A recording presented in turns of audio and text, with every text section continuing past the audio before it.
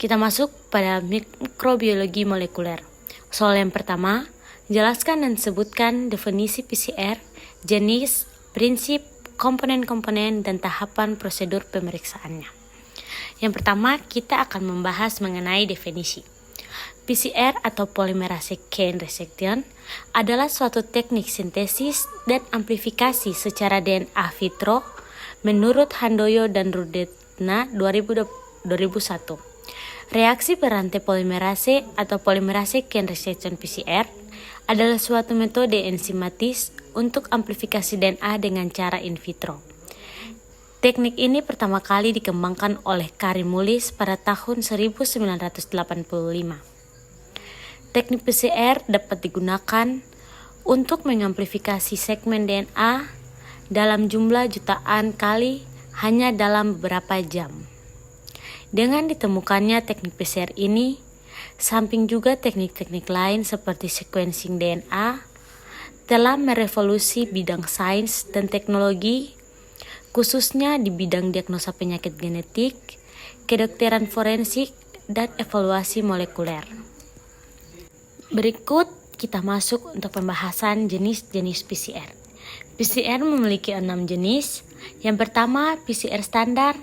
Yang kedua, reference transcription PCR atau RT-PCR. Yang ketiga, quantitative PCR atau qPCR. Keempat, nested PCR. Kelima, multiplex PCR. Keenam, PCR, RFLP, dan RAPD. Kita akan membahas tentang PCR standar. PCR standar merupakan metode dasar untuk amplifikasi DNA yang melibatkan siklus denaturasi, annealing, dan pemanjangan. Yang kedua, reference transcription PCR atau RT-PCR. Teknik ini digunakan untuk mendeteksi RNA dengan mengubahnya menjadi DNA komplementer atau cDNA menggunakan enzim reference transkriptase. RPCR sangat berguna dalam studi ekspresi gen. Yang ketiga, quantitative PCR atau qPCR. Juga dikenal sebagai real-time PCR. Metode ini memungkinkan pengukuran kuantitas DNA secara langsung selama proses amplifikasi menggunakan pewarnaan fluoresens untuk mendeteksi produksi PCR. Yang keempat, nested PCR. Teknik ini melibatkan 2 set primer untuk meningkatkan spesifitas dan sensitivitas deteksi gen target DNA. Yang kelima, multiplex PCR. Memungkinkan amplifikasi beberapa target DNA dalam satu reaksi dengan menggunakan beberapa pasangan primer. Dan yang terakhir, PCR, RFLP, dan RAPD. Digunakan untuk analis polimorfisme DNA, di mana PCR RFLP mengidentifikasi variasi berdasarkan pola pemotongan enzim restriksi, sedangkan RAPD menggunakan primer acak untuk amplifikasi segmen DNA. Berikut teman-teman, kita akan membahas tentang komponen PCR. Komponen PCR terdiri dari 5 komponen. Yang pertama ada DNA cetakan. Yang kedua adalah oligonukleotida primer. Yang ketiga ada deoksiribonukleotida transfosfat. Yang keempat ada enzim DNA polimerase. Dan yang kelima ada senyawa buffer. Yang pertama kita akan membahas tentang DNA cetakan, yaitu fragmen DNA yang akan dipadatkan. DNA cetakan yang digunakan sebaiknya sekitar antara 105 sampai 106 molekul. 2 hal penting tentang DNA cetakan adalah kemurnian dan kuantitas. Yang kedua, kita akan membahas tentang oligonukleotida primer, yaitu suatu sekuen olinukleotida pendek sekitar 18 sampai 28 basa nukleotida yang digunakan untuk mengawali sintesis rantai DNA dan mempunyai kandungan G+C sebesar 50-60%. Yang ketiga, kita akan membahas tentang deoksiribonukleotida trisfosfat. Deoksiribonukleotida trisfosfat atau DNTP terdiri dari DATP, DCTP, DGTP, DTTP. DNTP mengikat ion magnesium 2+ sehingga dapat mengubah konsentrasi efektif ion. Ini yang diperlukan untuk reaksi polimerasi. Dan yang keempat, enzim DNA polimerase. Enzim DNA polimerase yaitu enzim yang melakukan katalitasi reaksi tesis rantai DNA. Enzim ini diperoleh dari Eubacterium yang disebut Bermus aquaticus. Spesies ini diisolasi dari tanaman Yellowstone pada tahun 1969. Enzim polimerase TEC tahan terhadap pemanasan berulang-ulang yang akan membantu melepaskan ikatan primer yang tidak tepat dan meluruskan wilayah yang mempunyai struktur sekunder. Dan yang terakhir ada senyawa buffer. Komponen ini mendukung lain adalah senyawa buffer.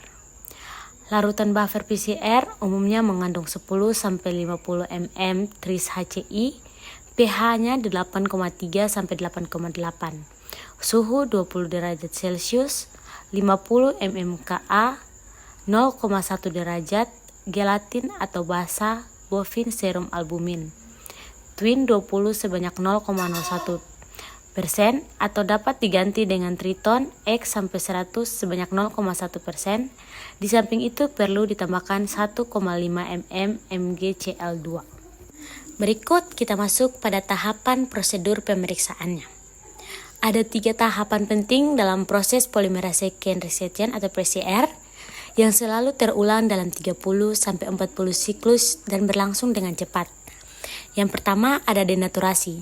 Di dalam proses PCR, denaturasi awal dilakukan sebelum enzim TAQ polimerase diintamkan ke dalam tabung reaksi. Denaturasi DNA merupakan proses pembukaan DNA untai ganda menjadi DNA untai tunggal. Ini biasanya berlangsung sekitar 3 menit untuk meyakinkan bahwa molekul DNA terdenaturasi menjadi DNA untai tunggal. Denaturasi yang tidak lengkap mengakibatkan DNA mengalami renaturasi atau membentuk DNA untai ganda lagi secara cepat, dan ini mengakibatkan gagalnya proses PCR. Adapun waktu denaturasi yang terlalu lama dapat mengurangi aktivitas enzim TAQ polimerase. Aktivitas enzim tersebut bahkan terpengaruhi akibat terlalu lama. Berikut tahapan yang kedua ada annealing atau penempelan primer. Kriteria yang umum digunakan untuk merancang primer yang baik adalah bahwa primer sebaiknya berukuran 18-25 basa, mengandung 50-60% G/C, dan untuk kedua primer tersebut sebaiknya sama. Sekuens DNA dalam masing-masing primer ini itu sendiri juga sebaiknya tidak saling berkomplement, karena hal ini akan mengakibatkan terbentuknya struktur sekunder pada primer tersebut dan mengurangi efisiensi PCR. Waktu annealing yang biasa digunakan dalam PCR adalah 30-45 detik. Semakin panjang ukuran primer, semakin tinggi temperaturnya. Kisaran temperatur penempelan yang digunakan adalah antara 36 derajat Celcius sampai dengan 72 derajat Celcius. Namun suhu yang biasa dilakukan itu adalah antara 50 sampai 60 derajat Celcius. Tahapan yang terakhir adalah pemanjangan primer atau extension. Selama tahapan TAQ polimerase memulai aktivitasnya memperpanjang DNA primer dari ujung 3, kecepatan penyusutan nukleotida dari enzim tersebut pada suhu 72 derajat Celcius diperkirakan 35-100 nukleotida per detik, bergantung dengan buffer, pH konsentrasi garam, dan molekul DNA target. Dengan demikian untuk produk PCR dengan panjang 2000 pasang basa, waktu 1 menit sudah lebih dari cukup untuk tahapan perpanjang primer ini. Biasanya di akhir siklus PCR, waktu yang digunakan untuk tahapan ini diperpanjang sampai 5 menit sehingga seluruh produk PCR diharapkan terbentuk DNA untai ganda. Terakhir, ada gambar DNA. Gambar ini merupakan siklus PCR, denaturasi suhu 90 derajat sampai 95 derajat Celcius, annealing pada suhu 37 derajat Celcius sampai 65 derajat Celcius, elongasi pada suhu 72 derajat Celcius, dan siklus pertama selesai. Reaksi-reaksi tersebut di atas diulangi lagi dari 25-30 kali siklus sehingga pada akhir siklus akan diperoleh molekul-molekul DNA rantai ganda yang baru merupakan hasil polimerase dalam jumlah yang jauh lebih banyak dibandingkan dengan DNA cetakan yang digunakan. Banyaknya siklus amplifikasi tergantung pada konsentrasi DNA target dalam campuran reaksi. Produk PCR dapat diidentifikasi melalui ukuran dengan menggunakan elektroforesis gel agarosa. Metode ini terdiri atas menginfeksi DNA ke dalam gel agarosa dan menyatukan gel tersebut dengan listrik. Hasilnya untai ganda DNA kecil pindah dengan cepat dan untai yang besar di antara gel menunjukkan hasil positif.